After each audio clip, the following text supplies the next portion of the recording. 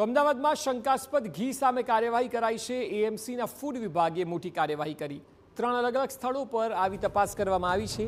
Rhythm કાવ ઘી અને વચનામૃત કાવ ઘીમાંથી સેમ્પલ લેવામાં આવ્યા છે। બંનેમાંથી મળીને 3250 કિલો શંકાસ્પદ ઘી જપ્ત થયું।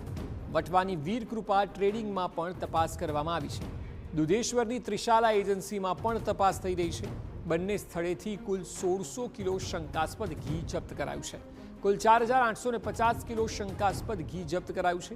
31,81,000નો ઘીનો જથ્થો સીઝ કરવામાં આવ્યો છે।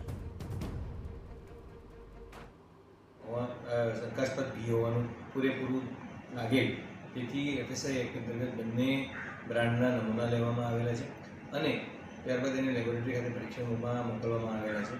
લગભગ 3250 કિલોનો જથ્થો ઇન્ડસ્ટ્રીયલ એસ્ટેટ ઇન્દ્રપુરી ખાતેથી મળી આવ્યો। વધુ તપાસ કરતાં જાણવા મળેલ છે કે આ પ્રોડક્ટના ડિસ્ટ્રીબ્યુટર અમદાવાદમાં 2 અલગ અલગ જગ્યાએ, એક વટવામાં અને એક શાહપુર ખાતે આવેલા હતા।